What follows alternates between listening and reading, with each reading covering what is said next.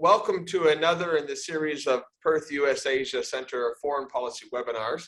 Today we are particularly delighted to welcome a public address by Japan's Parliamentary Vice Minister for Defense, Matsukawa Rui, a good friend of many, I'm sure, on the call. Uncharacteristically, I, Gordon Flake, the CEO of the Perth US Asia Center, I'm not coming to you today from Perth, but from the farthest point on the planet on land away from Perth, Washington, D.C.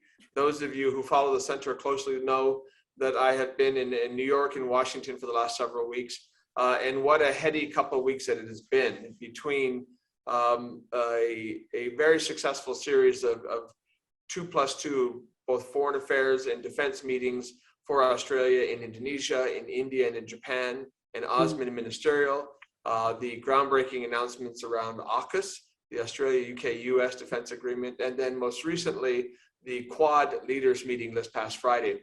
I will say that in almost every single one of those meetings, Japan was front and center as an important leader and partner in the region. And so in that context, we are very fortunate today to have Japan's Parliamentary Vice Minister of Defense to share her insights with us. I think most of you on the call will know Matsukawa-san. She is a graduate of Tokyo University in law. She's also a graduate from Georgetown University, where she received a master's degree. She had a distinguished 23-year career in the Ministry of Foreign Affairs of Japan, and then resigned to pursue a career in politics. She was elected to the House of Councillors, the upper house, in Japan's parliament, the Diet, in 2016, so just 5 years ago. And in last year was appointed to her current position as Parliamentary Vice Minister for Defense. And so we're very fortunate to have her share her insights. The Vice Minister was most recently in Hawaii, where she attended the Chief of Defense conference there. She had a wonderful chance to meet with the commander of the Indo-Pacific Command, Admiral Aquilino, as well as Australia's Chief of the Defense Forces, General Campbell. And she presented a keynote address on the role of women in global security. And I would say, Vice Minister, that's something that you clearly are leading by example. So thank you so much for making time to join us today. What we hope to do is turn the time over to you now for some initial remarks, and then we'll engage in a conversation on some of the pressing issues over the course of the rest of the hour. So on behalf of the Perth US Asia Center and all those watching from across the globe, before I turn it over to you formally, let me note that one of the advantages of this digital age is we've got a large group of people watching with me here in Washington, D.C., as well as, of course, in Japan, all across Australia, Korea, Singapore, India. And so there is keen interest in your remarks and in Japan's role in security in this Indo-Pacific era. So Vice Minister, our Parliamentary Vice Minister, Matsukawa Rui, over to you. Thank you so much. Good morning, everyone. I'm Rui Matsukawa, Parliamentary Vice Minister of Japan Defense. On behalf of Minister Nobuo Kishi, who originally was planned, but unfortunately cannot participate due to his schedule, I would like to speak at this webinar organized by Perth US Asia Center. And I would like to thank you, Professor Gordon Flake, and others to give us this opportunity. Today, I would like to talk about the difficult security environment Japan and Australia faces. Then next, I would like to talk about the free and open Indo-Pacific vision. And lastly, what Japan and Australia should do to realize FOIP. Let me say just FOIP because it's a bit long. Easier. And Japan and Australia are fundamental partners to contribute to realize stability in this Indo-Pacific region and also world at large. To uphold and reinforce free and open Indo-Pacific, I would like to start with our assessment of regional security environment. The security environment surrounding Japan is increasingly getting severe and uncertain. Actually, it will affect not only Japan, but also Australia or international community. In, let's say, in East China Sea and South China Sea, we see actions based on unilateral assertion incompatible with existing international order. This June, Japan and Australia held 2+2 and shared the recognition of serious situation in East and China Sea and South China Sea. and confirmed a strong objection to unilateral change to the status quo by coercion. And in East China Sea, attempts of unilaterally changing the status quo by coercion continues in surrounding waters of our inherent territory of Senkaku Islands. For example, Chinese Coast Guard vessels repeatedly break into our territorial waters and pursue our Japanese fishing boats, and this situation getting worse actually. Also, in South China Sea, where important sea lanes for Japan and Australia, well, not only for us, but for many countries, passes through, China continues militarizations of disputed features and frequently conduct military drills. They escalated action, including a suspected launch of ballistic missiles. It is pointed out that so-called maritime militia plays a vanguard role to secure Chinese maritime interests. Japan and Australia have expressed objection to Chinese unlawful assertion and activities increasing tension. This February, Chinese Coast Guard law was enforced. This law includes problematic provisions in terms of their inconsistency with international law, such as ambiguity as to geographical areas this law applies, and how the rules governing the use of weapons are implemented. We cannot accept any harm caused by this Chinese Coast Guard law to the legitimate interest of Japan and Australia or any other relevant countries. We cannot accept either that this law increases tensions not only in East China Sea, but also South China Sea. Let me turn to Taiwan. Taiwan is located in a strategic position of regional maritime security, located in the area connecting East China Sea and South China Sea. Taiwan is an important partner and friend that shares fundamental values such as freedom, democracy, human rights, and rule of law. And we have very dense economic relations and people-to-people exchange too. In recent years, China rapidly grew military might. The military balance between China and Taiwan shifted toward Chinese benefit overall. And unfortunately, this gap is enlarging year by year. China is strongly opposed to any foreign intervention in the unification of China, as well as any move toward independence of Taiwan, and has repeatedly stated that it has not renounced the use of force. So I must underscore the importance of peace and stability in the Taiwan Strait for the region and the international community. Japan's position is that we hope that this issue is resolved peacefully through direct dialogue between interested parties. The Ministry of Defense will continue to monitor moves that may indicate a shift in military balance structure of this region. Now, let me turn to the new areas. Also, rapid expansion of application in space, cyber, electromagnetic fields is about to change the way of protecting national security. Japan and Australia agreed to cooperate in the area of cyber, important technologies, and SDA, which we call it Space Domain Awareness, and Space Technology Cooperation at this June 2+2. Another issue goes to North Korea.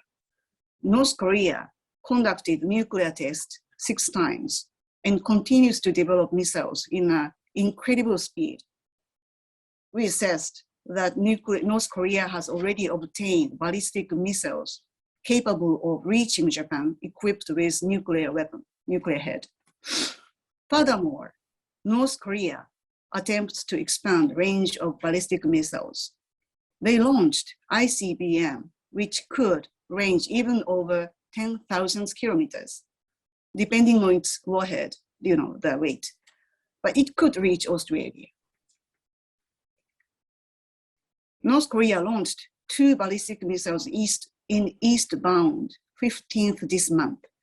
This missile is estimated to be landed in Japanese EEZ. Also, just a couple days ago, on this 28th, it's yesterday? No, the day before. North Korea launched 1 suspected ballistic missile. North Korean ballistic missile launch is a violation of United Nations Security Council resolution. Also, it is a very dangerous act from the perspective of securing safety of aircrafts and vessels in the region. Without any notification in advance, Japan strongly condemned this action against North Korea. Japan concerns these activities shows North Korea's rapid progress in developing nuclear missile capabilities, which could jeopardize international peace and security. We should cooperate together to complete implementation of relevant United Nations Security Council resolutions to realize so-called CVID, complete, verifiable, and irreversible dismantlement. Japan and Australia confirmed the importance of CVID at many occasions, and we are reassured.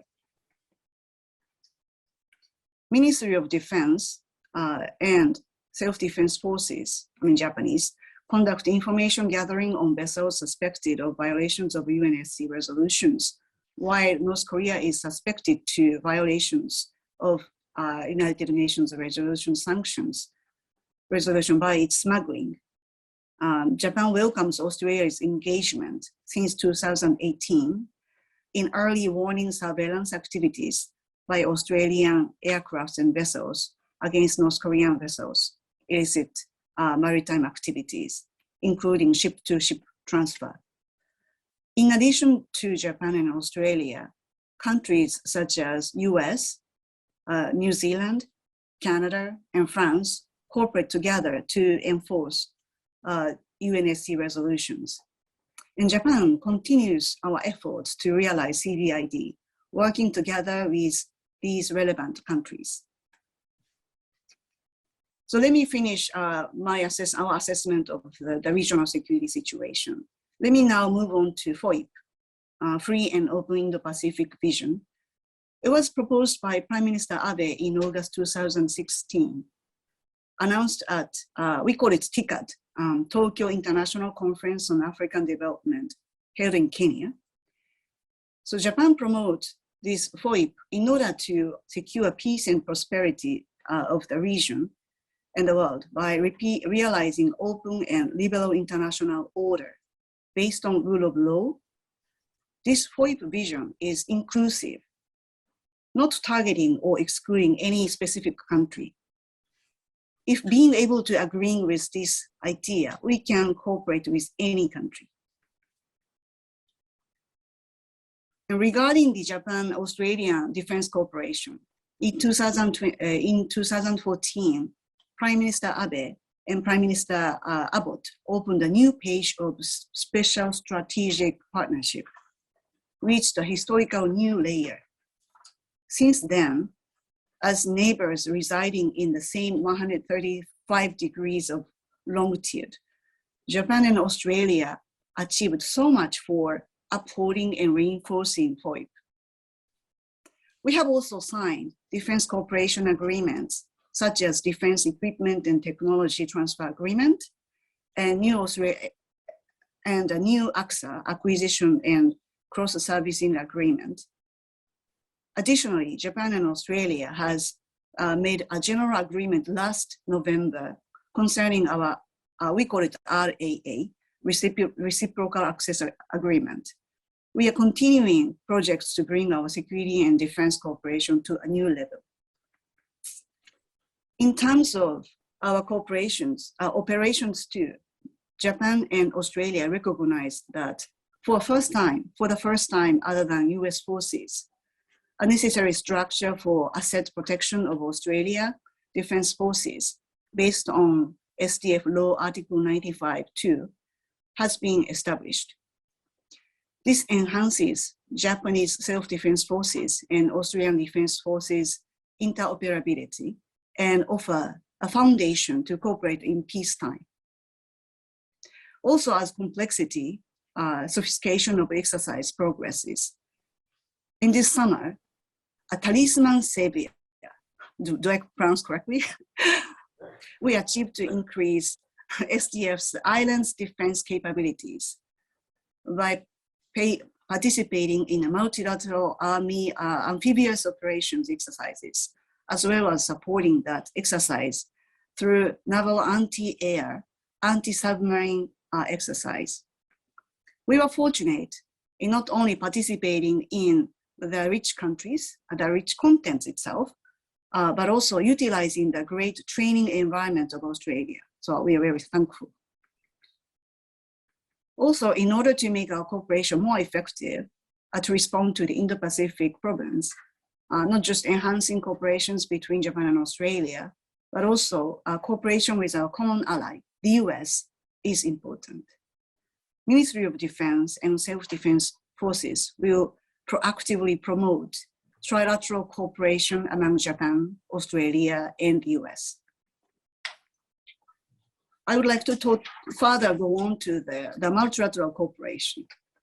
Under the FOIP vision, together with Australia, Japan would like to strategically promote security cooperations with our common ally, the US, and European countries such as UK, France, or Germany, and not just that, Canada, New Zealand, Southeast Asian countries, and even further, Pacific Islands countries, and Middle East and African countries. Last week, the first Quad summit in person was held.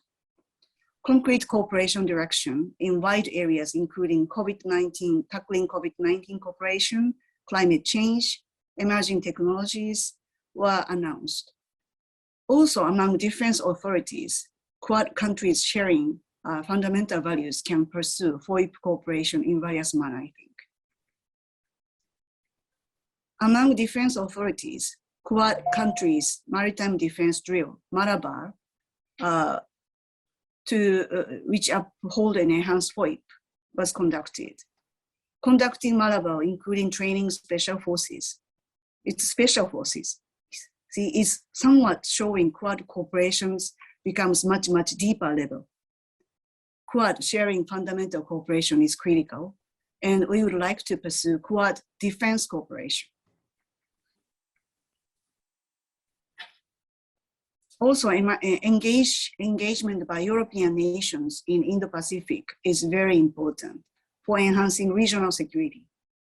Japan has been proactively encouraging European countries to further strengthen its commitment toward Indo-Pacific and make it irreversible. Looking back last year, 2021, ARC 21 among Japan, France, and US joint drill was conducted. And aircraft carrier HMS Queen Elizabeth and its strike group 21, including Dutch Navy frigate, was deployed in Indo-Pacific and visited Japan. They made a protocol. Furthermore, even now, German Navy frigate is passing through Indo-Pacific. So this year marks a year when European countries visibly make its commitment in Indo-Pacific, so which is really important. And not just European countries, again, I would like to touch upon ASEAN. To uphold and maintain, enhance the FOIP, cooperation with ASEAN is critical. Japan and Australia are members of ASEAN Defense Ministers Meeting Plus, and ASEAN and Southeast Asian countries locates in a very geopolitically important area, which in between Japan and Australia. Also, ASEAN countries have historical and cultural ties with Japan and Australia too. This month, Minister Kishi chose his first visit to Vietnam. It shows how much Japan considers ASEAN countries important. And furthermore, Pacific Islands countries are another very important areas, countries in maintaining and enhancing FOIP. This month, Minister Kishi hosted JPIDD, Japan Pacific Islands Defense Dialogue, where he declared further cooperation through port visit by maritime self-defense forces vessels and cooperation of human resources development in maritime security and natural disasters Ministry of Defense and self-defense forces will further enhance cooperation in security fields with Pacific Islands countries, together with regional countries such as US and Australia. Today, we witnessed the expansion of a strong partnership in Indo-Pacific among nations. We will jointly tackle common challenges and promote common agenda for contributing to the peace and stability in the region. Thank you for your attention. Well, thank you. Vice Minister, it is very common when we are having broad policy speeches like this to focus on principles, and then it's usually left to me to kind of push for specifics. But your remarks were remarkable. You laid out the principles, but you also gave us some very specific and really clear answers. And so I have a long list of questions that I had, and most of them were already answered in your speech. Good. That's good stuff. So let me start off with a broader question. In addition to your remarks and those that have been made previously by Minister Kishi, Japan in 2021 put out a 2021 Japan white paper. For those of you who are watching this event live, you may not have seen it, but I have to say that from my assessment, not only was it a really substantive white paper, but it probably had the best cover art of any white paper in history. So I was about to show you the same thing. You got it. You're ready for it. Yeah, it's cool. It's remarkable. It was really a work of art in its own regard, both in terms of content and in terms of presentation. Thank you. I wonder if you might just tell us a little bit more about the 2021 Defense White Paper and where it stands in terms of implementations and how that might change Japan's approach in this region. Thank you. Our defense policies are not targeted at any particular country. As the security environment becomes increasingly severe, Japan needs to continue enhancing its abilities to safeguard itself and expanding its responsibilities. So this is a way to further enhance the effectiveness of Japan and US alliance and strengthen its defense, a deterrence that serve the role of maintaining the regional peace and security. It is also a foundation of strategically promoting security cooperation in line with the vision of free and open Indo-Pacific. So we will uphold and reinforce free and open Indo-Pacific vision by cooperating with Australia, which is a special strategic partner, as well as like-minded countries like India, European countries, and so on. So that is our basic position. And then, if I may just touch upon to our efforts. So this is our strategic, our paper, defense paper, and not just issued in Japanese, it's issued in English, and it's digested version only, but it's issued also in Chinese too. So I hope many can learn how we consider and evaluate the regional security situation. And plus, this is my proposal, and it's realized from this year. Don't you think it looks a little bit cute? It's for children aging, targeted from like 11 or maybe 12 to 15 years old. It's a defense paper for kids defense paper, so that Japanese kids can learn what is the security situation surrounding Japan and what kind of efforts our defense authorities are doing. So that's the announcement. I was very happy because it's started from my initiative that I wanted to tell my daughter, which is 13 years old, can learn. And there was no material. So that's how I came up with this idea. Thank you. Well, I have to confess, there's probably more than a few adults, even people who are on with this program with us, that might want to start with the manga version and then better understand the principles and move into the hardcore version there too. But thank you. That's a brilliant stroke of ideas. You focused a lot about Japan's partners, obviously a core alliance with the United States. You gave us a lot of detail about how Japan is working together with Australia, but you also emphasized Europe, ASEAN, and others as a region. I wonder if you might give us a sense for how you see those relationships working together, right? Because again, if you'll indulge me here, traditionally, looking at security issues from Washington, D.C., they tended to talk about them being hub and spokes, right? What you have described is a much more network approach where you're working together with lots of different partners. So you give us a sense for Japan's priorities in working with partners in the Indo-Pacific in particular. We would like to pursue a holistic approach. We value the solid, like alliance with the US, or maybe the Australia we call it a special strategic partner, almost like a semi-ally. And then the European countries and all that can, make an interest in Indo-Pacific. But also, Japan is paying much attention to the multilateral framework, especially for like ASEAN countries. They have their, very basic idea, principle of solid ASEAN. So they want to do the things by ASEAN way. So we are respecting that culture, that's, basic principle of ASEAN. So ASEAN Plus meeting among the defense ministers. And as I mentioned, the Pacific Islands countries dialogue, Japan and Pacific Islands countries dialogue, we respect their way. At their comfortable level, we would like to, gradually enhance our cooperation for the benefit of not just Japan, for those countries. And that is the best way to sort of enlarge and deepen the cooperation. And in the end, that's resilience will be the foundation to,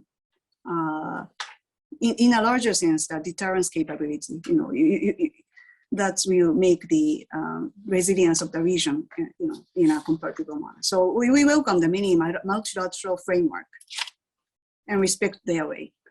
Can I ask one country-specific question on that front? In many respects, the Indo-Pacific as a construct, including Japan's version, the free and open Indo-Pacific, is defined by including India into the Asia-Pacific. You're right. 30 years ago, the inclusion of Australia and New Zealand and Oceania into East Asia became Asia-Pacific, and so Indo-Pacific is about bringing India in. Could you talk a little bit about your cooperation with India on security affairs in the Indo-Pacific? Well, actually, we are doing together, Australia and Japan, vis-a-vis India. I mean, Japan and India has a long history of very friendly relations. We are two democracies, and with the cooperation with India, as you mentioned, as you alluded to a little bit, India was long time independent presence, and they are a bit hesitant to commit to a bit deeper cooperation in defense field. But I think as I described, the region's security environment getting much severe and more uncertain. India has become more, I think, proactive in engaging in the security cooperation with not just Japan, but I think in general. So this time summit meeting, Quad summit meeting held in New York was, I think, very good. In a way, summit includes everything, not just economy or but security, climate change, everything. And I think India has become much more proactive in many fields, including security. And we are interested in many fields, but in defense equipment cooperation, or maybe defense, or maybe that's just a joint drill. In many ways we can pursue in concrete I think directions, but we are doing that in a comfortable level. I was actually intrigued by your comment in your initial remarks about your desire that the Quad would work together on security issues. And it's interesting because, as you know well, the Quad started out primarily as a quadrilateral security dialogue, back on the end of the Indian Ocean tsunami. And Japan played a very important leadership role back then. There has been some sensitivity in the region that the Quad was too security focused, and yet if you look at the virtual meeting of our prime ministers in March, they came up with an agenda that focused on pandemic response, vaccinations, on climate change, on technology, particularly security of supply chains. And they kind of built on that this past week as well. And so they seem to be, at least in terms of the leaders level of discussion of the Quad, not focused as much on security. I'm curious if you tell us a little bit more about what you'd like to see from the Quad on security, on the security front. You see, the Quad started out from the disaster management back in by Prime Minister's Abe's proposal. Actually, I had a chance to talk with him this, but 2006. So it's really like a long time ago. Not long, but 15 or so years ago. So I think the situation at that time and in the present is very much different. Although I think the India, especially, they are located in a bit different region from the Pacific. Like, I mean, Australia and Japan has the same long altitude. So I think they have a bit different view, but I think our view to the assessment of the regional security has become much closer.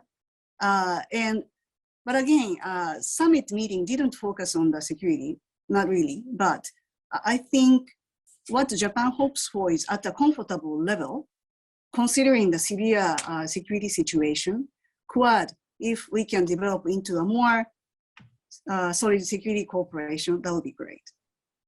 Well, thank you. But we have to be realistic, you see. We have to be realistic too. So that's that's out of diplomacy. I appreciate that. And that kind of leads me into my next broader question. That is kind of the security architecture in the region. You started off mentioning rightly that for a long time, the only architecture, the structure for security cooperation was kind of centered around bilateral alliances. And the only thing multilateral was ASEAN, the ASEAN Regional Forum, ADMM+3, the ASEAN Defense Ministers meeting, where obviously Japan played a very important role in there as well. But in recent days and weeks, there does seem to be some evolution in terms of how the region is looking at security architecture. So we just talked about the Quad, there's that element of it too. But one of the big surprise announcements last week, of course, was the announcement of an Australia, UK, US security agreement. The attention focused on the submarines, but the reality is the agreement is much broader and much deeper than that. And some people have said it represents the multilateralization of defense in the region. So I'm wondering if you might talk about security architecture, the various organizations and structures in the region and how they're evolving from Japan's perspective. First of all, Japan welcomes AUKUS. I think Japan welcomes any cooperation initiative that will contribute to the peace and stability in the region and free and open Indo-Pacific. So enhancement of ally and like-minded partners' engagement to the Indo-Pacific region. So we welcome as such AUKUS as such a cooperation. So Ministry of Defense and Japan Self-Defense Forces will continue to promoting broad bilateral and multilateral defense cooperation and exchanges with the US, Australia, India, European countries, and all the other countries that share FOIP vision. That's a formal statement. Plus, if I may just add it to what your question. I think now that we see many framework, multilateral framework, 3 or sometimes 4, or like this region, that region, I think it's emerging. And I think that's a good thing. Not just with a large number of the countries, but maybe 3 countries or 4 countries that shares more specific strategic interests can cooperate. And in the end, if these layers of the cooperation can targeting the same objective of free and Indo-Pacific, that's, I think, even better. So Japan welcomes basically, again, any multilateral cooperation. And I see such sort of trend of the multilateral, smaller multilateral framework popping up here and there. Trying to respond into a specific interest. And that's, I think, natural evolvement of the region. And I think that's a good thing. So candidly, I have over the last week been following media coverage of the AUKUS announcement in the region, in Japan, and in the United States and back at home in Australia. And I have to think the Japanese media have done a better job of covering it than either Australia or the United States has. And, Really? Do you think so? well, I'll give this some context. Okay. I spent 25 years here in Washington, D.C., and I would wake up every morning knowing that I had to make the case that Asia is important, pay attention to Asia, just because Washington still has a heavy, we're on the United States East Coast here. There's a heavy Eurocentric kind of focus. And obviously, that's not a question that Japan has, and it's generally not a question that Western Australia has, as we sit on Australia's Indian Ocean capital. But even in Canberra, there tends to be a heavy sensitivity to European perspectives. And so to my, not surprise, but my disappointment, after the AUKUS announcement, the vast majority of the public discourse and the media has been focused on France, rather than on the underlying security dynamic in the region, right? Or the underlying implications of the AUKUS agreement, or Japan and India's response to the AUKUS agreement. So in other words, in my mind, Japan's reaction to AUKUS or India's reaction to AUKUS is far more important than the European reaction. And yet we've kind of missed that in the dialogue. However, and this is where I would like to get back to a question to you. In your opening remarks, I did note that you were clear and repeatedly clear in emphasizing how much Japan welcomed active involvement by Europe in the Indo-Pacific. You specifically focused on France and the UK, et cetera. Can you talk a little bit about why you think it's important for European powers to have an active role in the Indo-Pacific? Thank you. Well, first of all, thank you for commending our press in regards to the AUKUS. Usually not our press is so much raised in the international arena, so I'm really happy to hear that. I think in that regards, Japan and Australia, we are Pacific countries, Asian countries. Our role in a way is to encourage US, keep informed, keep interested in the Asia. That is, I think, our role. Japan clearly consider it's our role because, as you correctly pointed out, U.S. sees the European front or maybe Middle East or many ways, and Asia is important for the U.S., but it's one of them. So, but the center of the politics and the security concern is now coming into the Indo-Pacific. So, I think it's our role to keep them interested in engaging in the region, Asia-Pacific region. And then coming into the European nations question, Japan clearly welcomes European countries' commitment and interest in the Indo-Pacific region because it will increase the deterrence. Deterrence is not just military. In many ways, deterrence capability, military also, but also the politically. European countries like France, UK, or Germany has a high political relevance in international opinion. And like G7, or maybe let's take the United Nations, I think if the European nations have more interest in the Indo-Pacific security environment, whatever happens in Indo-Pacific will be the focus of the international attention. And so that will make any country which has a not great idea think twice. So military, of course, we do the drills and all that. That's also increase the deterrence capability on our side, not just Japan or US or Australia, but I think together with European countries. Or India, actually 2/3 of the GDP and even twice as much of the Chinese military capability will be assured. So that will be a big, I think a cornerstone, can make a huge meaning in terms of the stability of the Indo-Pacific region. Well, thank you. I think what you have just said is very important, and it bears repeating because, as you know, even today as we speak, Germany has a frigate making its first ever visit to Australia. The Bayern is in Fremantle. Over the last month, the UK has had an aircraft carrier, throughout our region, and there are some here in Washington, and there are some in Europe elsewhere that are of the mind that that Europe should take care of Europe, and that just frees up the United States to focus on the conflict with China. And I tend to agree much more with the sentiment that you have described. And I loved your wording. This notion of not just military deterrence, but political deterrence, recognizing that the European states have high political relevance, and then it causes parties in the region to think twice. In other words, it complicates things. And if I put that in Australian parlance, the way the Australians speak, it really is saying that it becomes much more about a rules-based order. From a Japanese perspective, it becomes much more about the multilateral system. So it's not just a G2 US versus China competition. It's really about how does Japan and Australia and the other countries, including the Europeans and India and the United States, work together to strengthen that rules-based system. So very well articulated. I like your phrasing. I appreciate it very much. Thank you. I think we should see China not just in a bilateral basis. We have to see the picture in a global manner.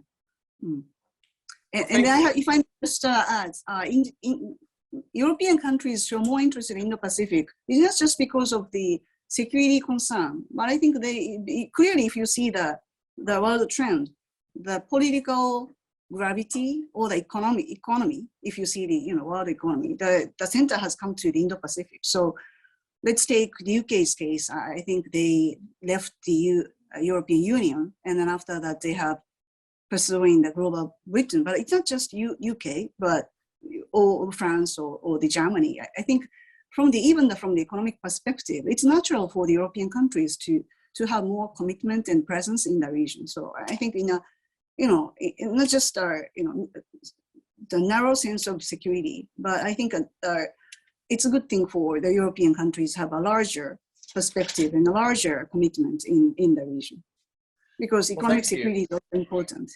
No, I couldn't agree more. And if you will permit me a bit of a center advertisement here.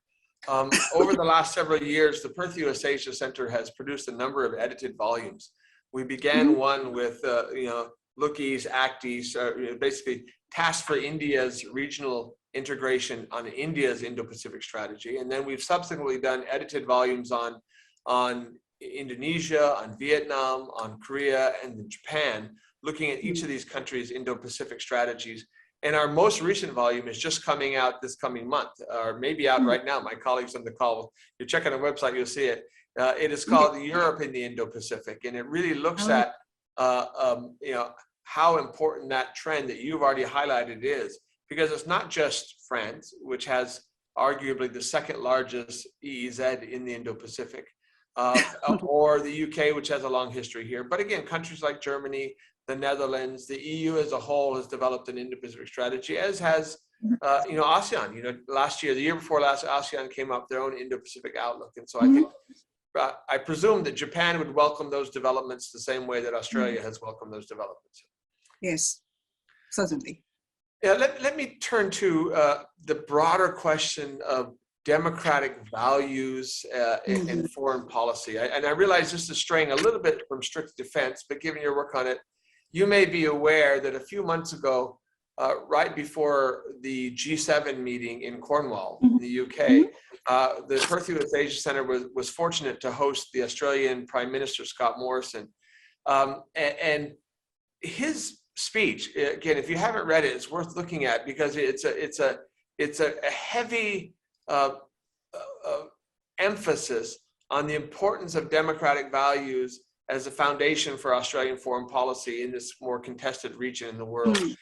Japan, obviously, using the terms free and open to define the Indo-Pacific, has also tipped its hand in the regard. So how can Japan and Australia together with democratic and values embedded kind of work together as like-minded partners to protect these values in our region?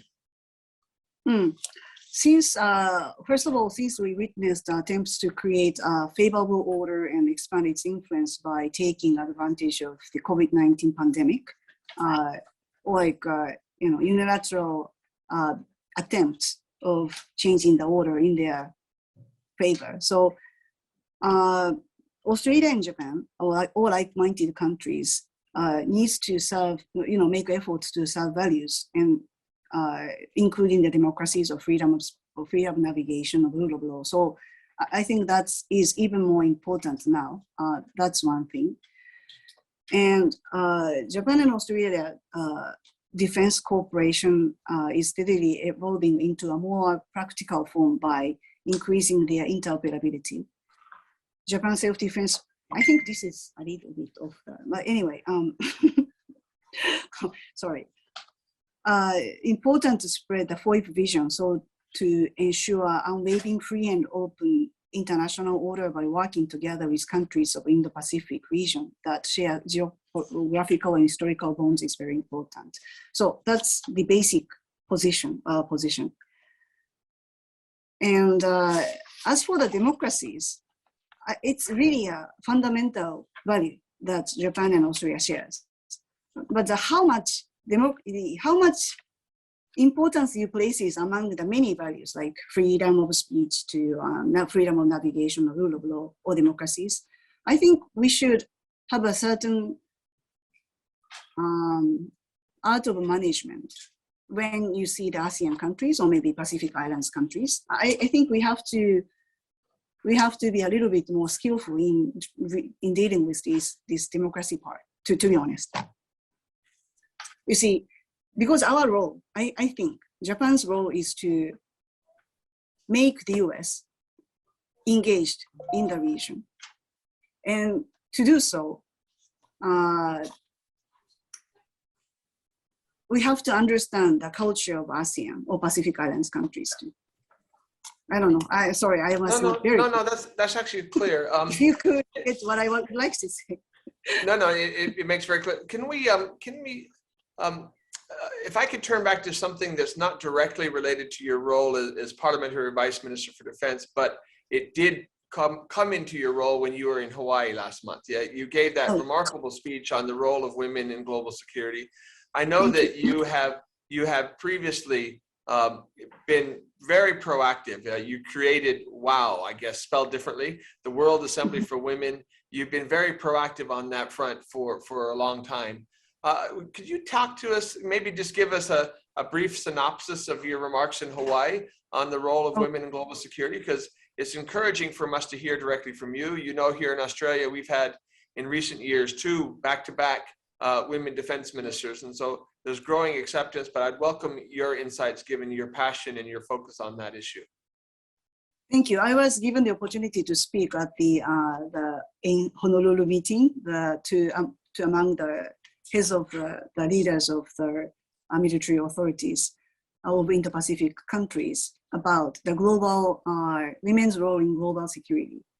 And my statement essence is, well, sometimes people may think like security, like military affairs is remote from women, but actually women are half of the population, and especially in a modern time, more role of women needs to be recognized. And I think we made more efforts to have women play a bigger role in military organization. That's basically what I stated. And the reason why is, and I introduced Japan's efforts, and our case is pretty clear. And by the way, Australia has much better record than Japan or the US. I think Australian military has how many percentage? 16 or 20% of women, of the military personnel are women in Australia. One of the biggest challenge for Japan is shrinking population, aging, and smaller, the lower birth rates. So if the trend continues, by 2016, we will, if we don't make any efforts to increasing the women, half of the population, we will be lacking 30% of the military personnel. That's our calculation. It's really a simplified calculation. So based on that very difficult prediction, now currently Japanese self-defense for 7% are women, but we made a target by 2030, 12% of the self-defense forces personnel, we will make it women. So that otherwise, in 30 years' time, we cannot maintain the healthy composition of our self-defense force. So that's the backgrounds. Plus, now that already in Japanese self-defense forces, women, female officers doing a pretty good, show a pretty good record.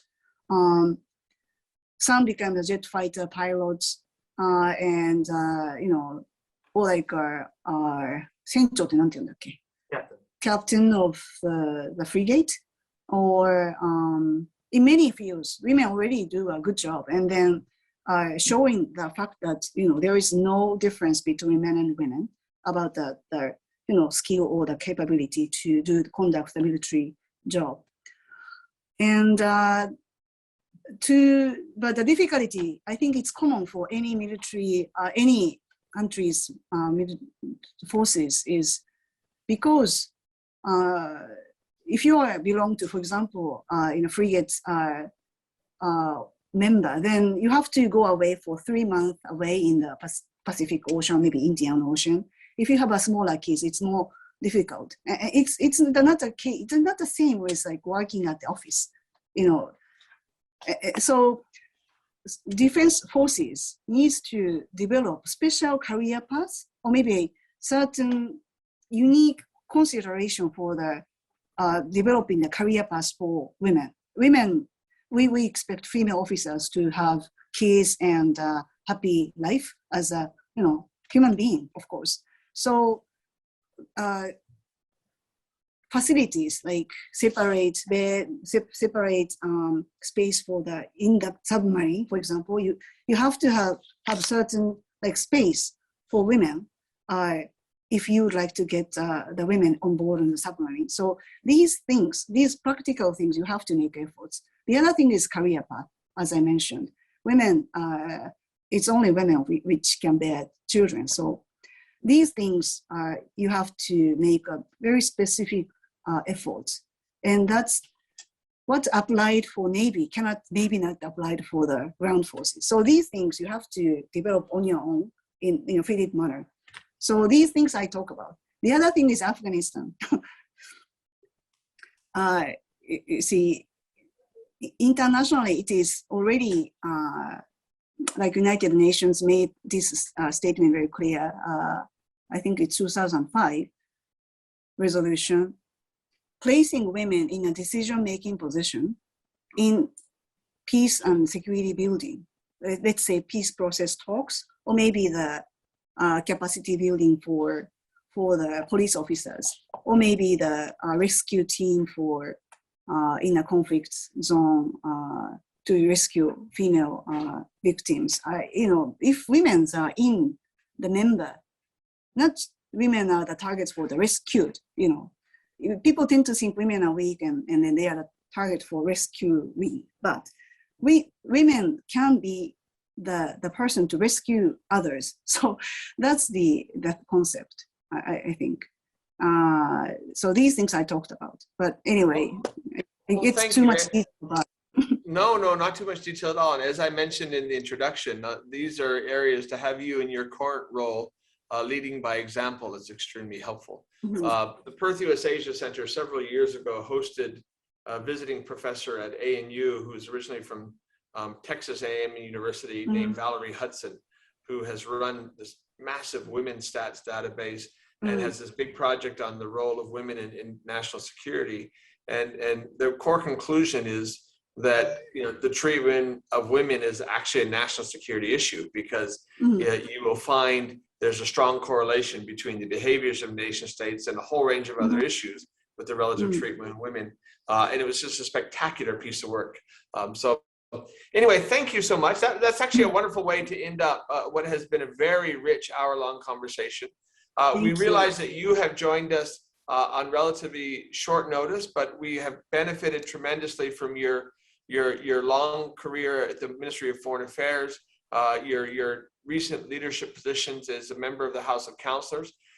So on behalf of the Perth US Asia Center and all those that are watching, thank you for your time. I'd like to ask everybody who's on the call with us to kind of pay attention to the work and the role that Japan's Parliamentary Vice Minister for Defense, Matsukawa Rui, is doing. She's a a great leader, and we look forward to engaging in the future. And hopefully there'll be a day when I'm not here in Washington, that I'm back in Perth very soon, and would like to entice you to come join us down in Australia's Indian Ocean capital, where we kind of look out at the region first. So thank you so much. I really appreciate it. Thank you so much.